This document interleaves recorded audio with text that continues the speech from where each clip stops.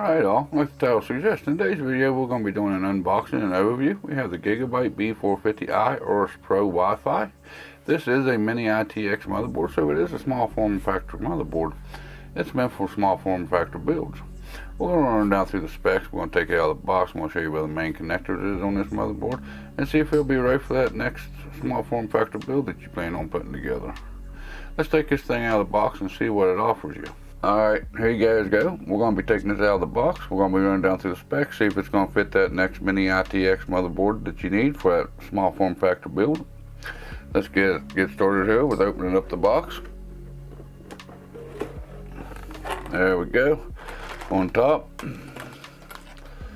we have your antenna for your Wi-Fi, because it does have built-in Wi-Fi. And it does have a magnet on it apparently. And there's your I/O shield. That way it keeps more of the dust and critters and bugs out of the back of your case. We have a little bit of documentation here on the motherboard.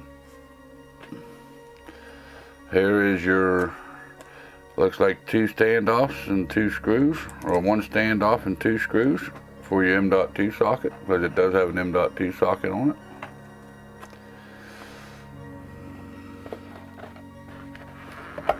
Pulled up out of the box here, and there's your coffee cup coaster, which for you youngsters, that is a DVD with the drivers for the motherboard. But of course everybody downloads them offline anymore, but still kind of cool that they add them, I guess. Okay, and that box is pretty well empty. Let's take it out of the packaging here. What's that here on the box? That way you guys can have a decent look at it here while I go down through what it offers you. Alright guys, here is your CPU socket, of course, for your AM4 sockets. On Newegg it says it does support 2nd gen or 1st gen, even with Vega graphics.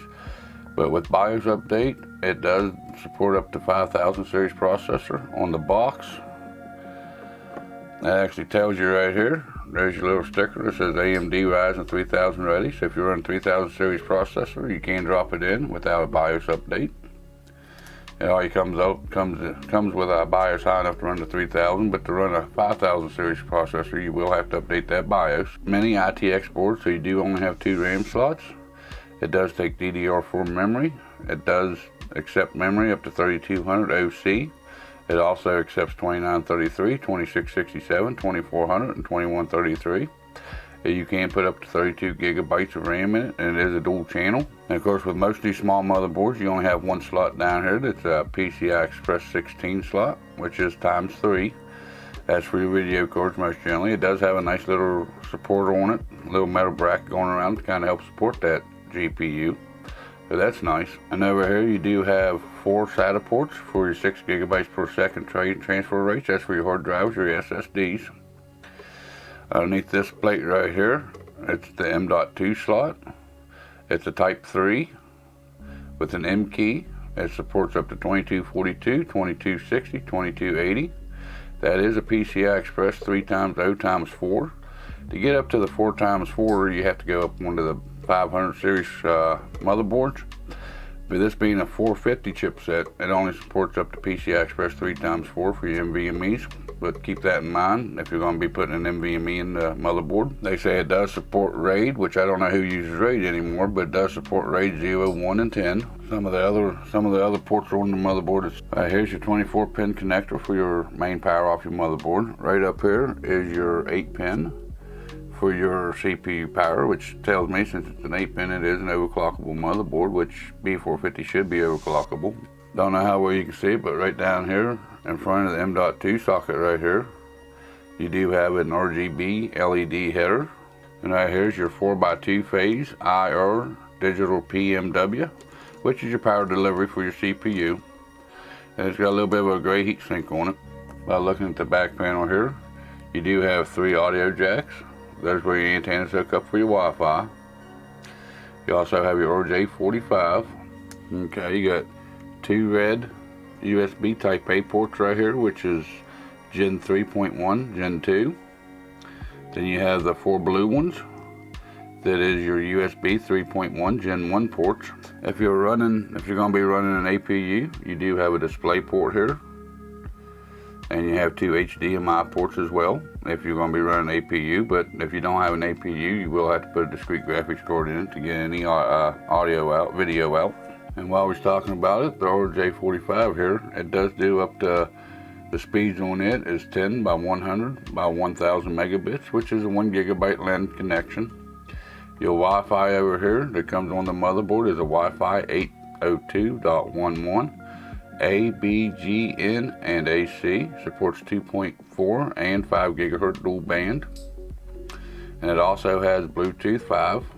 Alright guys, right up here beside the 8 pin, this is your CPU fan connector. That's what you want to plug in your cooling for your CPU.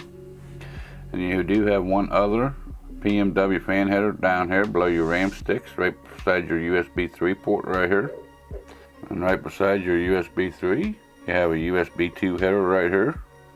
Alright guys, right here on these color-coded pins, right here beside your 24 pin, this is where your front connectors from your case will go, your power button, your reset button, your LED lights and whatnot.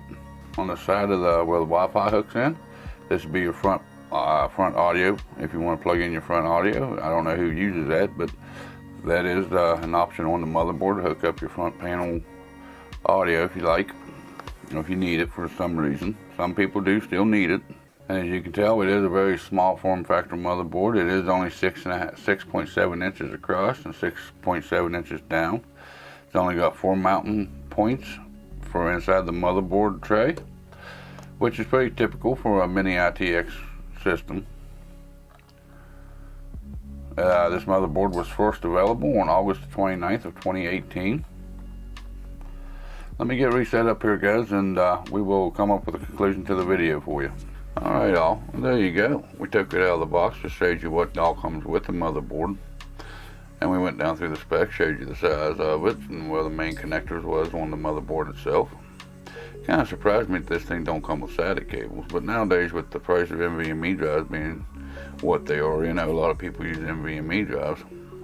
A lot of motherboards come with SATA cables, but this one doesn't come with any. Kind of surprised me on that aspect. But it seems to be a pretty high quality motherboard. I think I'm going to rather enjoy using it than the mini-itx build I have coming up here on the channel. If you like this kind of content, go down and give me a like. If not, there's that dislike button. There's that comment section below. I'll go through them every weekend or here on my live stream, 11 o'clock Eastern Standard Time on Saturday morning. If you really like this kind of content, don't forget to hit that subscribe button, turn that notification bell on, that way you're notified next time I go live or I put out a video here on YouTube. And if you're also interested in one on Instagram and Twitter, I don't kill your inbox, but I do put up photos and new stuff I have coming in to give you an idea what's coming up on the channel. If there's any information about my live stream, if I got canceled or changed the time, that's where you also get that notification. With all that being said, you all have a good day, and I'll see you in the next video or live stream.